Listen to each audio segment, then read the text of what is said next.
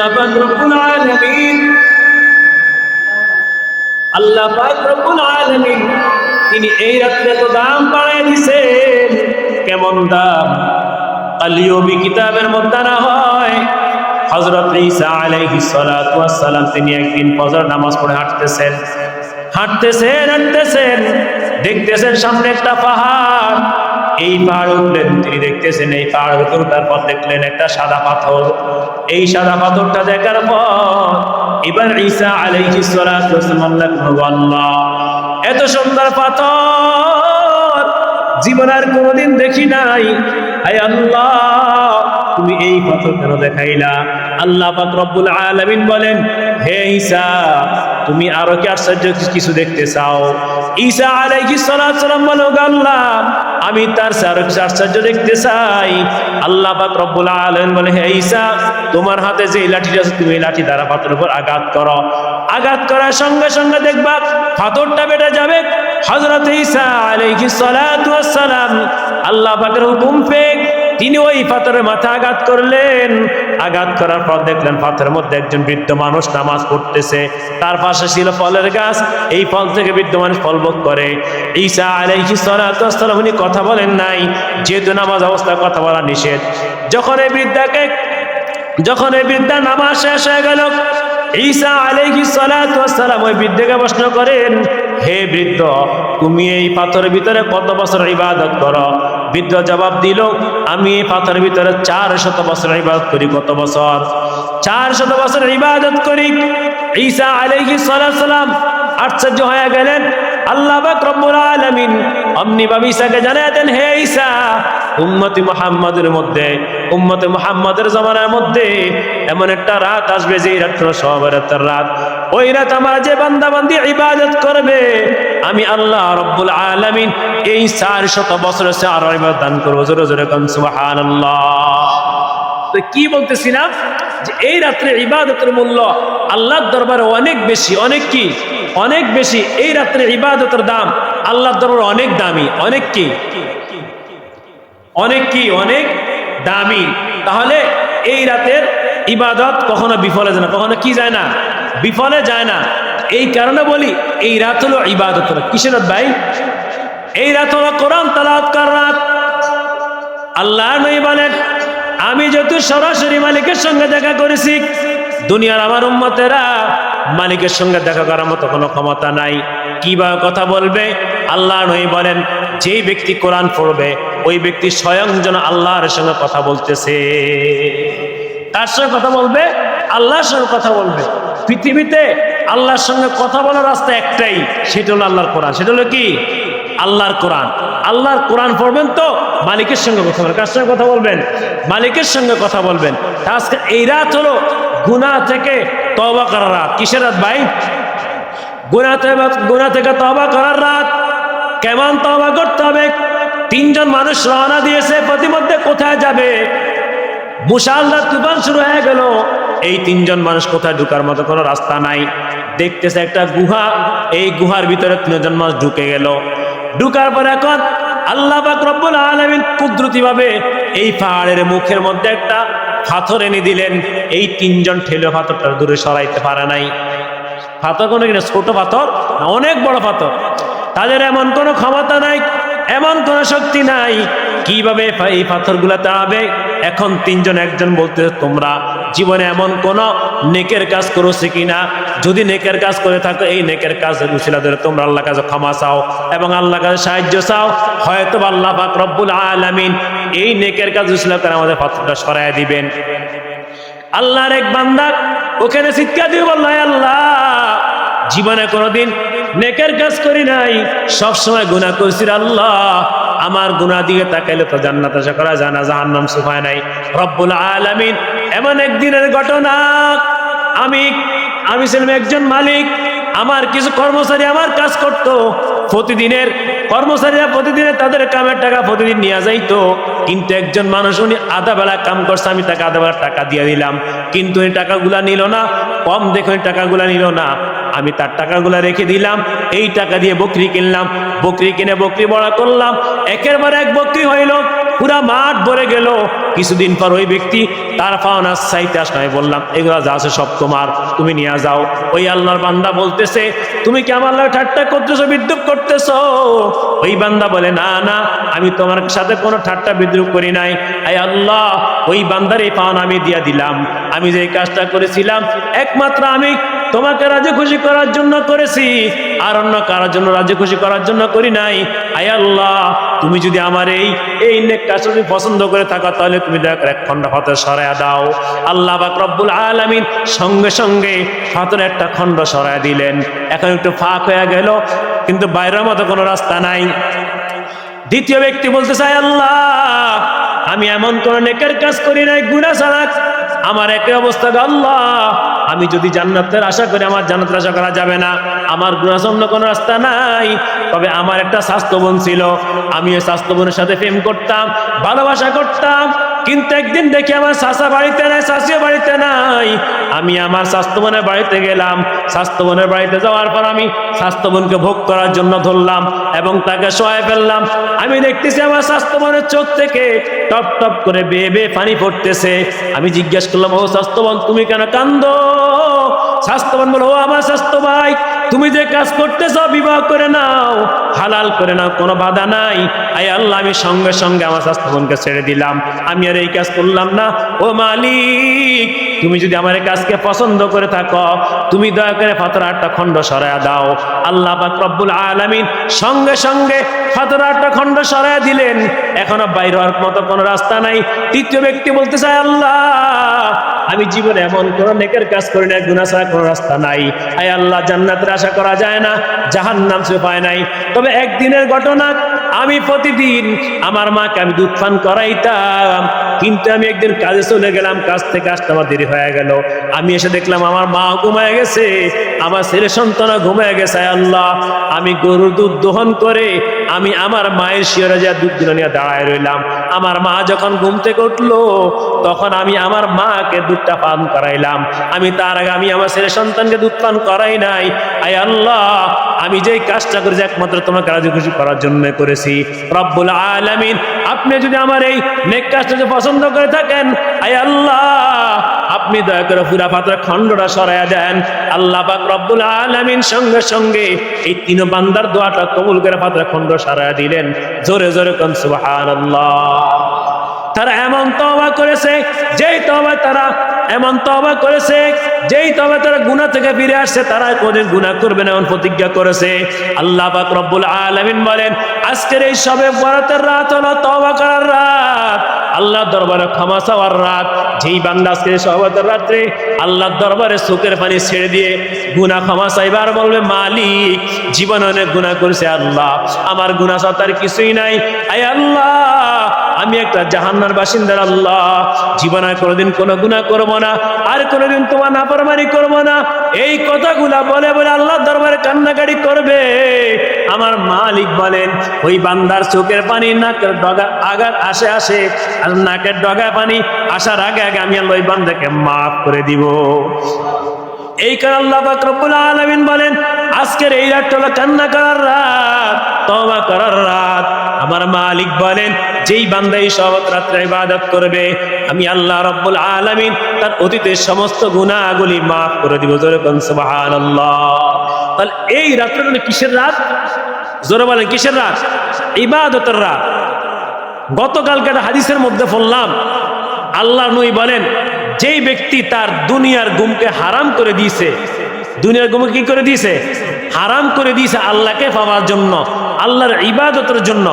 এই ইবাদত অবস্থা, জিকির করা অবস্থা, তাহাজ্জুদ পড়া অবস্থা মারা গেছে, আল্লাহ রাব্বুল আলামিন ওই বান্দাকে হিসাব ছাড়া বিনা হিসাবে তাকে জান্নাত দিয়ে দিবে।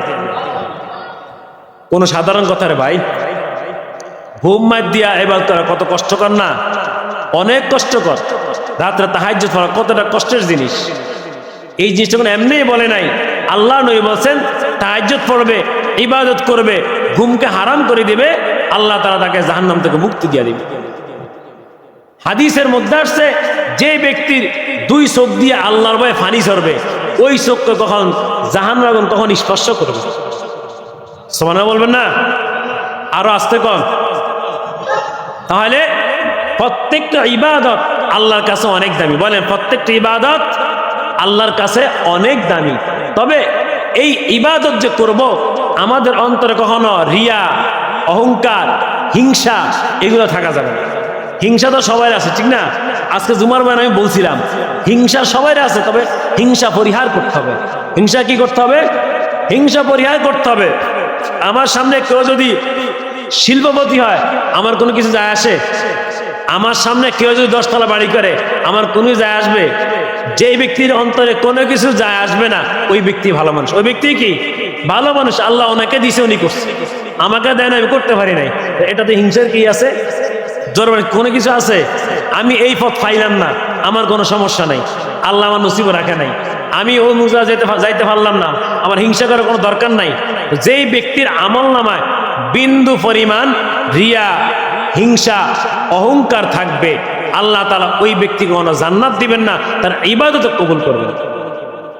তাহলে আমাদের আমলের ভিতরে কি থাকা যাবে না? রিয়া থাকা যাবে না, হিংসা থাকা যাবে না, অহংকার থাকা যাবে না। অহংকারটা একেবারে আমাদের অহরহরে আছে। সবসময় অহংকার মানে নিজেকে বড় মনে করা। যে কি বড় মনে করা? দুনিয়াতে প্রথম আসমানে সবচেয়ে নিজেকে বড় মনে করছে সে হলো শয়তান। সে হলো কে? শয়তানকে যখন আল্লাহ তাআলা বলল তুমি আদমকে সিজদা করো, কাকে সিজদা করো? আদমকে সিজদা করো। আদম কি করলো? আদম বলল না, আমি সিজদা করবো না, কারণ আমার বাপ হলো উপরের দিকটা। কোন দিকে উঠা? উপরের দিকটা। আগুন সবসময় কোন দিকে উঠে? উপরের দিকটা। আমি আগুনের তৈরি, সে হলো মাটির তৈরি, আমি কেন তাকে সিজদা করবো? আমার দ্বারা সম্ভব না। তাহলে সর্বপ্রথম অহংকার করছিল কে? শয়তান। সর্বপ্রথম হিংসা করছিল কে? শয়তান। সর্বপ্রথম রিয়া করলো কে? শয়তান। পৃথিবীর এমন কোনো জায়গা বাদ নাই শয়তান সিজদা করে। কিন্তু শয়তানের এই সিজদার উদ্দেশ্য ছিল আল্লাহকে দেখানো, নিজেকে কি করা? জাহির করা। নিজে কি করা? জাহির করা, ফেরেশতাদেরকে দেখানো। পরে আল্লাহ পাক রব্বুল আলামিন এই শয়তানকে মালাকুল মুআল্লিম, প্রত্যেকটা সমস্ত ফেরেশতা সর্দার বানিয়েছিলেন। দিছিলেন না?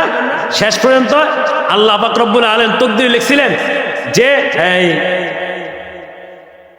তার তাকদীরে লিখছিলেন যে এমন একজন আমার বান্দা, যেই বান্দা একটা অমান্য করার কারণে সে জাহান্নামের বাসিন্দা হয়ে যাবে। কি হয়ে যাবে? জাহান্নামের বাসিন্দা হয়ে যাবে। সে হলো কে? শয়তান। তাহলে যত ইবাদত করব, যত আমল করব, সমস্ত আমল কার জন্য করব? জোরবান কার জন্য? আমরা কি ভাই জান্নাতে যেতে চাই না? জোরে বলেন, যেতে চাই কি চাই না? আমরা সবাই কিসের পাগল? জোরে বলেন, কিসের পাগল? আচ্ছা দেখি বলেন তো, যারা দুনিয়াতে 10 তলা বাড়ি করছে, 20 তলা বিল্ডিং করছে, তারা কি সফল? জোরে বলেন, তারা কি সফল হয়েছে? নয় কার না। সফল কখন হবে? যে ব্যক্তি মরে সোজা জান্নাতে চলে যায়, সে হলো কি সফল। আল্লাহু আকবার। জান্নাতের দরজা কত বড়! আজকে হাদিসের কিতাবে দেখলাম একটা জান্নাতের দরজা হলো 100 বছরের রাস্তা। সুবহানাল্লাহ বলবেন না? আল্লাহু আকবার। দুনিয়াতে আমরা তো বয়স্ক হয়ে যাই, চুল ফাঁকি যায়, বইরা হয়ে যায়, কিরকম যে অবস্থা, ঠিক না? জান্নাতে সব থাকবে এক বয়সে। কয় বয়সে থাকবে? এক বয়সে থাকবে, কোনো সমস্যা না। বাবা যে বয়সের ছিল কি সেই বয়সের। দুনিয়াতে বিয়ে করছেন, সহবাস একবার করতে মন চায় না, জান্নাত সুখে একটা হিটকেল বাড়াবো, এটা হিটকেল কি হয়ে যাবো, শুধু বাড়াবো। সুবহানাল্লাহ বলবেন না? কোনো শরীর দুর্বল হবে না, দুধ খান লাগবে না, ডিম খান লাগবে না, কলা খান লাগবে না, কোনো কাঠবাদাম খান লাগবে না, কাল বাড়বো, শুধু কি বাড়বো। সুবহানাল্লাহ। জান্নাতের একটা হুর যদি দুনিয়াতে উকি দেয়, আল্লাহ নবী বলেন উকি দেওয়ার সঙ্গে সঙ্গে পুরা দুনিয়াটা আলোকিত হয়ে যাবে। এই হুরকে আমরা পাইতে চাই না? দুনিয়াত মহিলা থুথু নিক্ষেপ করে, তাদের মাসিক হয়, কত কফ নেবে, কত কিছু আছে না, চোখে কেতুর। আল্লাহ রসুল বলেন জান্নাতে একটা হুর এত পবিত্র, এত পরিষ্কার, বলে যে জান্নাতের হুরের তাদের মুখ থেকে মিষ্কাম্বর মতো সুগন্ধি বের হবে। তারা কোনো পায়খানা নাই, কোনো খুসুস্তিকা নাই, কিছুই নাই। তারা খাইছে, পেট ভরে গেছে, হা করছে, পেট খালি হয়ে গেছে। সুবহানাল্লাহ বলবেন না? এটা হলো কিসের নেয়ামত? জান্নাতের। কোন জায়গার নেয়ামত? জান্নাতের নেয়ামত। দুনিয়াতে একটু গরু গোস্ত খাইতে মন চাইছে, আরে ফান না, টাকা লাগে, বুঝা। আজকে মহিষ জবা গেছে, অনেকে গরিব মানুষ খাইতে কিনতে কি পারে না। আর জান্নাতে শুধু মহিষ না, যদি কোন আল্লাহ আমি ফাঁকের গোস্তাকে খামো, অন্তরে বলছেন সামনে এসে হাজির। সুবহানাল্লাহ বলবেন একটু আস্তে আস্তে করেন। সুবহানাল্লাহ। আমার জান্নাত দরকার নাই। সুবহানাল্লাহ বল যদি কষ্ট আর কি বলবো। একবার সুবহানাল্লাহ বললে আল্লাহ পাক রব্বুল আলামিন বলেন যে আমি একবার সুবহানাল্লাহ বলার কারণে এই ব্যক্তির জন্য জান্নাতে একটা গাছ লাগাইছি, ফলের গাছ। এটা বলতে কোনো কষ্ট আছে? দুনিয়াতে সিলে সিলে কত কথা বলি, আমার ভাই তোমার ভাই, অমুক ভাই তমুক ভাই, অমুক ভাইয়ের চরিত্র ফুলের মতো পবিত্র, নামাজ পড়ে না করতে। এটা তো সিলে সিলে কয় কাপ সাল্লাই, জোর বলেন কয় কাপ সাল্লাই, তাও লাল চা কি চা দুধে চা, কয় কাপ, এক কাপ সাল্লাই, গলা ভাড়ায় ফেলাই নাকি? আমার ভাই তোমার ভাই, অমুক ভাই তমুক ভাই, অমুক ভাইয়ের চরিত্র ফুলের মতো পবিত্র, নামাজ পড়ে না কয়েকটা, শুধু এক কাপ সাল্লাই। অথচ আল্লাহ বলেন যে ব্যক্তি একবার আলহামদুলিল্লাহ বলবে, একবার সুবহানাল্লাহ বলবে, এই আলহামদুলিল্লাহ বলার কারণে জান্নাতে একটা ফলের গাছ লাগানো হয়। এই ফলের গাছটা কত বড়? 500 বছর যদি দ্রুতগামী ঘোড়া দৌড়ায়, দ্রুতগামী কয়শো বছর? 500 বছর। এই দ্রুতগামী ঘোড়া দৌড়ানোর পরও গাছের ছায়া অতিক্রম করতে পারবে না। সুবহানাল্লাহ। হ্যাঁ, দুনিয়াতে তো কত হিংসা করি ভাই, ঠিক না? এতরে কেমন মারিয়া খামো, অত ধরে খামো। জান্নাতে কোনো হিংসা, জান্নাতে কোনো কি নাই, জান্নাতে কোনো কি নাই, জান্নাতে কোনো কি নাই, হিংসা থাকবে না, কোনো কি থাকবে না, হিংসা থাকবে না। তো জান্নাতে যাইতে হলে জান্নাতের কাজ করা লাগবে না ভাই, ইনশাল্লাহ। জান্নাতে কাজ করবেন ইনশাল্লাহ, সবারই তো ইনশাল্লাহ। আল্লাহ, সবাই হাতটা দেখেন তো কে কে জান্নাতের কাজ করতে ইনশাল্লাহ। আল্লাহু আকবার, মাশাআল্লাহ মাশাআল্লাহ, কবুল করে সবাই না আমিন, সবাই হাত নামান ইনশাআল্লাহ। তবে সবাই রাজি তো মাশাআল্লাহ, খুব খুশি হলাম। আপনারা তো মানে না, আমার হাতটা তো তুলছেন, কি কন, কি বলেন, মানে না হাতটা তুলছেন, এটা আল্লাহ দেখছি ইনশাআল্লাহ। তো জান্নাতের কাজ করতে হলে দুনিয়াতে সবসময় কি নেকের কাজ করা লাগবে। কি কিসের কাজ? জোরে বলেন কিসের কাজ? এখন মনে করেন যদি একটু নেকের কাজের কথা হুজুর নাই, জান্নাতের টিকিট কাটার সময় কি হুজুর নাই। বিশ্বাস করেন সর্বনয় মাহফিল, কত লোকের কাছে আমি গেছি রে ভাই, হুজুর আমার কাম আছে, হুজুর পকেটে টাকা নেই, আল্লাহ মাফ করুক। আজরা যদি আমার একটা মাহবুব, আমি আর হাজির, ওর কি না যায় পারবো, জোর না যায় পারবো আমি। আমনগর যদি আজরা ধরে যে মুক্তার আমি এনে হাজির, এটার কথা ঘুরেতে পারবো যে ভাই আপনার কাজ সময় দেন, সময় আছে। কিন্তু আল্লাহ কাজ করতে কত যে ওজোর দেখান ভাই, আবার রাখবেন না, এলে আল্লাহ হাজির করবেন বুঝলেন। তাহলে আজরাল যদি আইসা বলে যে এই এখন যাইতে হবে, কোনার কথা চলবে কোনো মুসাফ। কিন্তু আমরা আল্লাহ যখন একটা মানুষকে ডাকি, তখন মানুষ কত অজুহাত দেয় ভাই। আল্লাহ, জান্নাত কি সহজ? জোরে বলেন জান্নাত কি সহজ? আদম আলাইহিস সালাম একটা গুনার জন্য কত বছর কাঁদছেন? কে বলতে পারেন? 350 বছর। কত বছর? জোরে বলেন কয়শো বছর? আমরা কাঁদছি কয়দিন? আমাদের নবীর দোয়ার কারণে আল্লাহ পাক রব্বুল আলামিন আমাদের চেহারা কোনো পরিবর্তন করে দেন নাই। অন্য অন্য জামানার নবীর উম্মতেরা একটা কবিরা গুনাহ করলে তাদের চেহারা পরিবর্তন হয়ে যাইতো, একটা কবিরা গুনার কারণে তাদেরকে হত্যা করা হইতো। কিন্তু আমাদের নবীর দোয়ার কারণে আল্লাহ পাক রব্বুল আলামিন আমাদেরকে এগুলা করেন নাই। আমরা তওবা করতে দেরি, আল্লাহ পাক রব্বুল আলামিন ক্ষমা করতে দেরি হয় না। হযরত মূসা আলাইহিস সালাতু জামানায় যদি কাপড়ে ময়লা লাগতো, এই কাপড়টা কেটে ফেলা হইতো। যদি কবিরা গুনাহ করতো তাকে হত্যা করা হইতো। আর আমরা এমন জমানে এসে পড়ছি যেই জমানে কোনো হত্যা নাই, কোনো চেহারা পরিবর্তন নাই, কোনো কাপড় কাটা লাগে না। আল্লাহ পাক রব্বুল আলামিন বলেন, হে আমার দুনিয়ার উম্মতেরা, তোমরা গুনাহ করছো, এই বান্দা তোমার গুনাহ যদি দুনিয়ার জমিন থেকে আসমান পর্যন্ত হয়ে যায়, বান্দা তুমি তওবা করতে দেরি, আমি আল্লাহ তোমাকে মাফ করতে দেরি করব না। মাগফিরাত দার রদ উমিদ আজ লুৎফে তু, মাগফিরাত দার রদ উমিদ আজ লুৎফে তু, যাকে খুদ पर মুদাইলা তাকনা তু, যাকে খুদ पर মুদাইলা তাকনা তু।